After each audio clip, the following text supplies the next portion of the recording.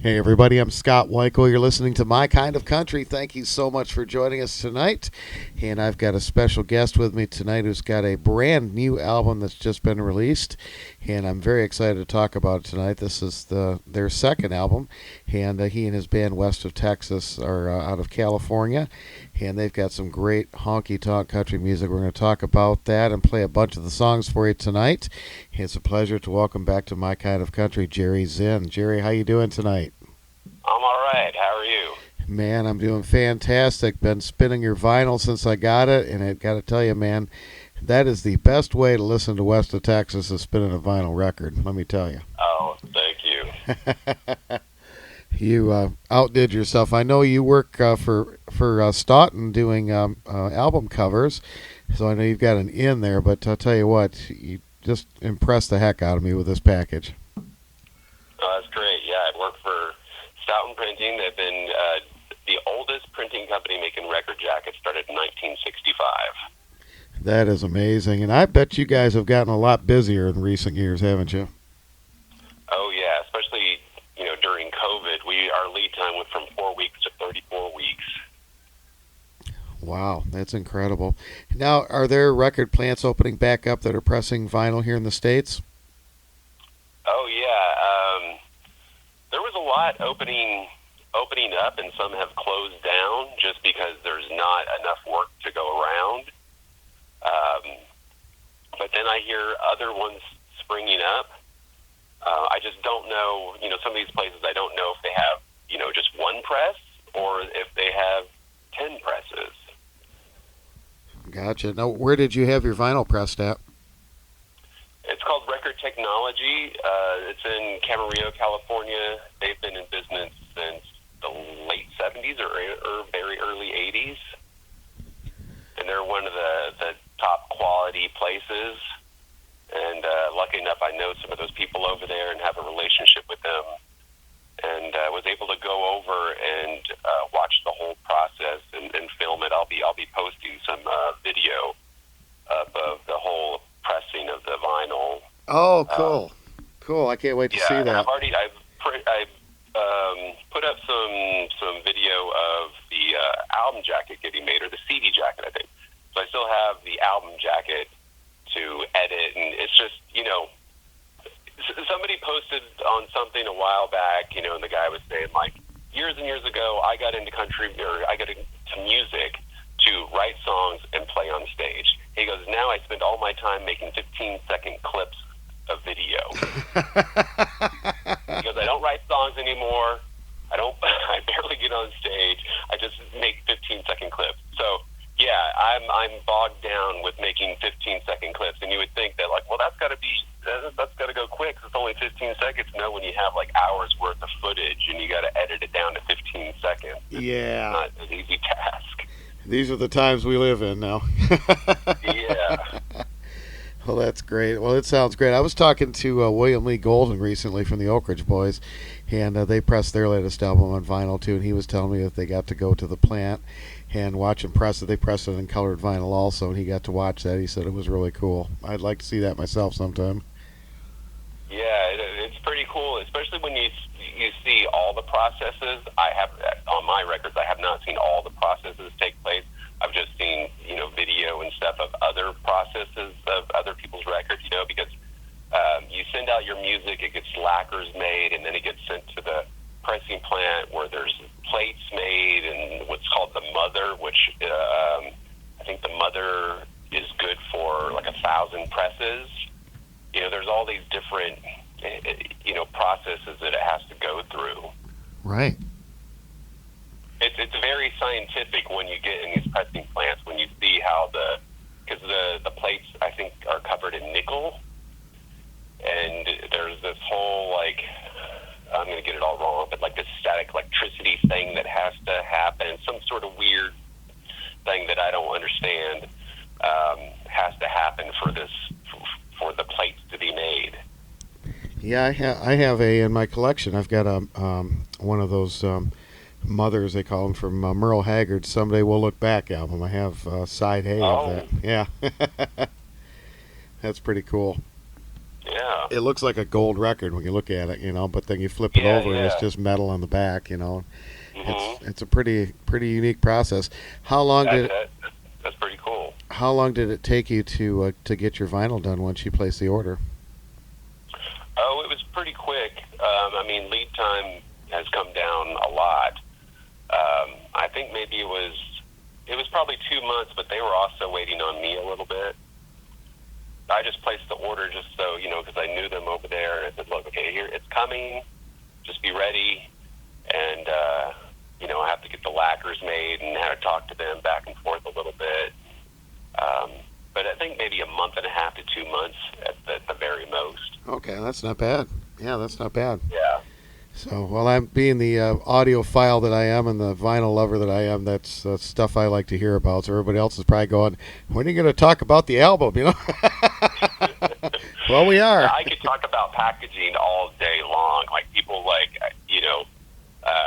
anytime we start talking about records and they're like, oh, your packaging. Well, back in the day in the 50s and 60s, part of the 70s, they were printed on paper and then wrapped around the board. That's why your old records tear at the top and the bottom. Yeah. Because all it is a piece of cardboard folded in half, and then they wrap this paper around it. So when vinyl records went out, we started doing laser discs. So we had the same machines running from the 60s and 70s. So when laser discs went out and vinyl came back in, we were running those same machines.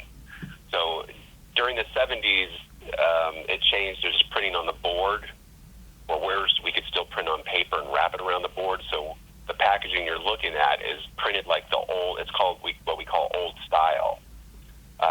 And that's how jackets used to be made, but we fixed the problem where it doesn't split at the top and the bottom. Yeah, that looks great. Those are tip-on jackets. Is that what they're called? Yeah. Old style tip-on jacket. Yep, absolutely. And I suppose they had to be that way for the laser discs. I remember when those were out for the short time they were around, they were heavier and thicker, so I'm sure you had to make sure that you didn't have that splitting in those covers. Yeah, the other problem was the direct-to-board have a glue flap holding the board together, and that glue flap was scuffing on the laser disc. So you know how easy those things scratched? Yeah. That they wouldn't play. So the old-style tip-on jackets don't have a glue flap. Right. Yeah, absolutely. Well, that's interesting for sure. Well, this album is fabulous. And, folks, I do want to let you know you can go to westoftexas.com. That is the website, the official website. You can get the brand new album. It is called Hot Motel Nights, and it is fabulous. We're going to be playing a bunch of the songs for you tonight. It's available, of course, we mentioned in vinyl. Jerry, you've got a couple different variations of the vinyl, too. Tell our listeners about that. Yeah, the standard is the black vinyl. And he caught me off guard, but I've got since it's called Hot Motel Nights, with all the deluxe versions of it, I gave them like motel names, like a Pioneer Motel version, the Palomino version, things like that. So there's just different versions for packaging. It comes, some of them come with like keychains or a trucker hat or a T-shirt. Some come with signed 8x10s by me and Sarah Vita, which is the girl that's in the video with me. I can almost taste the whiskey. And the deluxe versions come on white vinyl. Nice. Well, that's a beautiful one, that's for sure. And then, of course, you can get the CD as well and the download.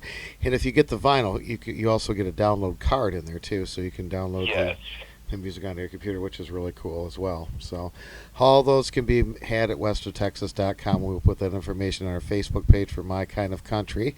And, of course, you can also stream and download the album at Amazon, iTunes, Spotify, all the usual places that we get our music these days. And he mentioned the video for I Can Almost Taste the Whiskey. That was the first single. Tell me about this video. It's great.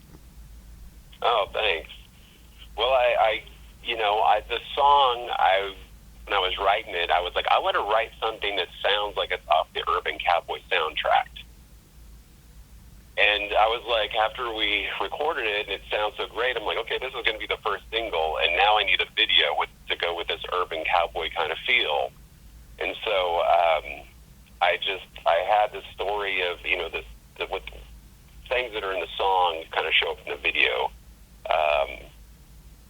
But it was a lot of fun. Right now it's got like 12,000 views on YouTube, which is insane to me. Wow. The video took 3 days of shooting, the motel scenes, there's the honky-tonk scenes, and then there's the driving scenes. And that was my first music video, and I wrote the story. I co-directed with my friend Taylor Hungerford, and I think it turned out pretty great. I mean, to have 12,000 views, I think that's people must be liking it, I guess. Absolutely. We'll get you some more too. We're gonna share that link on our Facebook page, folks. Check out that video. You're gonna love it, and you got to pick up. I got another video coming out on Monday for the song "Get Back in Here," and it's a continuation of the story that happened, and I can almost taste the whiskey. Oh wow, fantastic! Looking forward to that.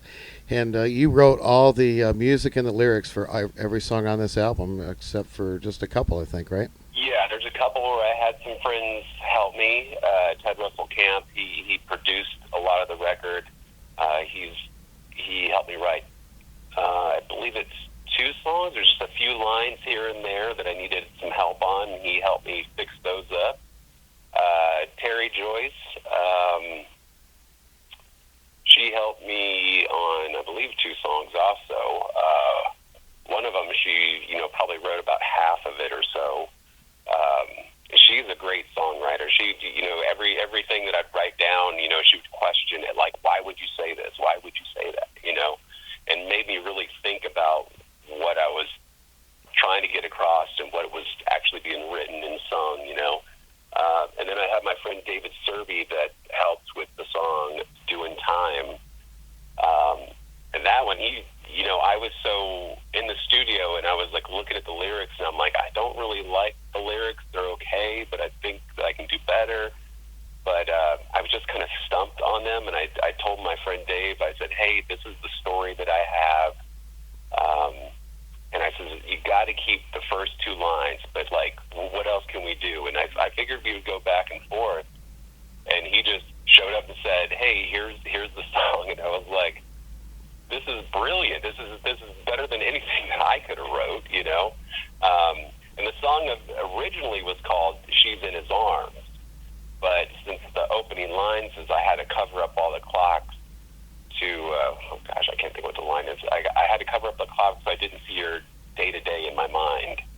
And so he went with the whole time thing. Yeah. And I thought that was great. Oh, it's awesome. And I really love the song. I mean, the whole album is great, but one of the standout ones for me is "I Hate the World Again." Man, that's a great song. Thank you. Yeah, like my band, that's a really old song, actually. My band was asking me what kind of feel I was going for, and I told them, I let them listen to "Make the World Go Away" and "Welcome to My World." And I think I played them Bobby Flores' version of "Make the World Go Away." I love his version. Oh, yeah. And then, I had my friend Phil come in to do the fiddle on some stuff, and I was like, what if we did, a bunch of, we'd kind of get that Nashville sound going with like a whole, kind of string section. And so he put about 6 violins on that song. I think it just sounds great. Those violins really made it great. Absolutely. Yeah. I was trying to do the Jim Reeves thing by getting kind of close up to the mic like he used to do, so you can hear, every little piece of gravel in my voice, to get the hurt that I'm trying to deliver to the listener. That's when you make the microphone go and get it, Yeah. That is great, and that's what I like about your music. You've got something, for everybody here, and it's very old school sounding, yet it's fresh. And you've got, Western swing. You've got the Americana stuff, the hardcore honky tonk. I mean, there's something for everybody here, and just very solid material. You're an excellent writer, and your group is fabulous. And tell me about the guys in your band and who's playing on this album with you. Well, the first one I got to mention is my brother-in-law, Jeremy Long. He is now in Nashville. He's been there for a few years or so. He's played with a bunch of bands, Gethin Jenkins, Sam Outlaw, the Reeves Brothers, Zephaniah O'Hora, Elijah Ocean. He just played with Tony Martinez. If you don't know Tony Martinez, he's got a great album out right now. So he does 90% of all the lead stuff on both of my records. He didn't play guitar on one song. We had James Mitchell, which is a Nashville guy, and he does a lot of session work and stuff. And let's see, that was on Wall of Memories. Wall of Memories also has Eddie Lang, another Nashville session guy, and yeah, I he's know all Eddie. over town. Yeah. And then on I Can Almost Taste the Whiskey, you have Caleb Mello, and he also plays on I Only Listen to Heartbreak Songs. He usually plays with Jesse Daniel is his main band. And then I had on 15% More of Your Love, I had Muskrat Jones. He was playing with Summer Dean for a long time. Now he's playing with Coulter Wall. I think he's played with a few other people also. But yeah, having those guys on the record, playing all the lead stuff was great. On all the rhythm section, Ryan Posner, and on the drums, that Kevin Brown. Those are two guys that I've used for years in my band. I believe that's it. Am I forgetting anybody? I think that's it. So Phil Glenn played fiddle. Ted Russell Camp played piano on Tell Me. Great group of musicians, that's for sure. Did you record this out in California? Yes, except the Nashville parts. I sent the tracks to my brother-in-law, and he did his thing. Well, I guess Caleb did his in Texas, and Muskrat, I don't know if he was in Tulsa or if he was in like Dallas-Fort Worth area when he recorded his parts, but most of all the rhythm stuff, all my stuff were done here. Just the lead stuff, except the fiddle, was done at other places. Well, it really does sound incredible, and I saw Deke Dickerson's name on there doing the mastering, and yeah, God, he's yeah. I fabulous. wanted to get him to mix it off, though. He's just so busy. I mean, I would like to record with him at some point. I'd like to do a Western swing album and have him. That would be cool. Yeah. Record it. It's just we'll see how money goes with that, because I would like to have like an 8 to 10 piece band doing something like that. Absolutely. Yeah, absolutely. So tell me what's coming up. I know I saw some dates coming up for you, and I think you've got one in Nashville coming up too, right? Yeah,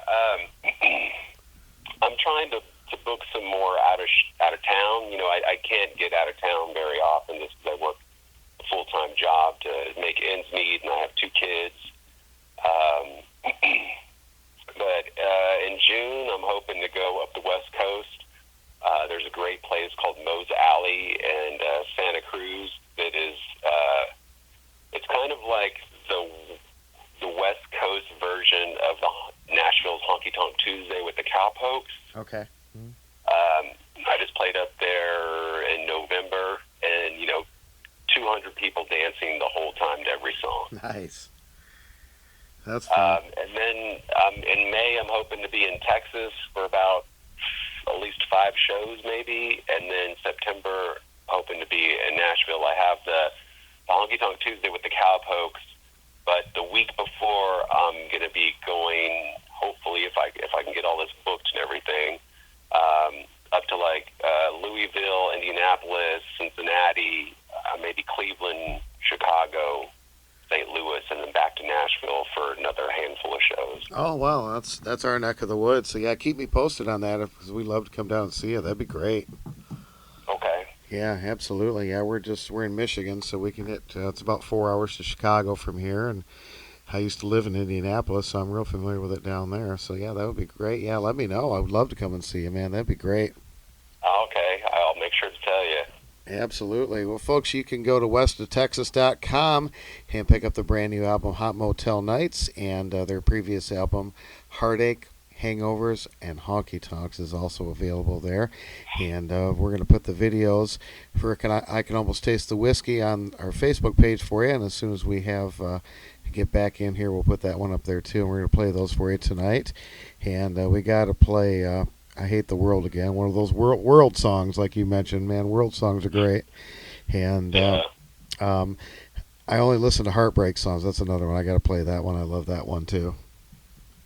Oh yeah, that was like I never really got into 80s Merle Haggard because there's a lot of slow stuff, but his lyrics and melody, like I just pushed myself to listen to that stuff, and that is one of the songs that came out of listening to Merle's 80s stuff. That's why I like it so much then. Yep, I had a feeling. That's exactly what it reminded me of. Oh, okay. Excuse me. Wow, that's really cool. Well, Jerry, thank you so much for taking time to be on the show. Thanks for this great music. Thank you for sending me the vinyl. It will be loved and listened to in this house for many years to come. And I hope that folks will pick up their own copy so they can do the same thing. It's very definitely something you want to have in your collection. Jerry Zinn, west of Texas. As we continue with My Kind of Country, we're going to play some great music off of Hot Motel Nights for you right now. Jerry, thanks again for taking time to be on the show. Oh, thank you so much for having me.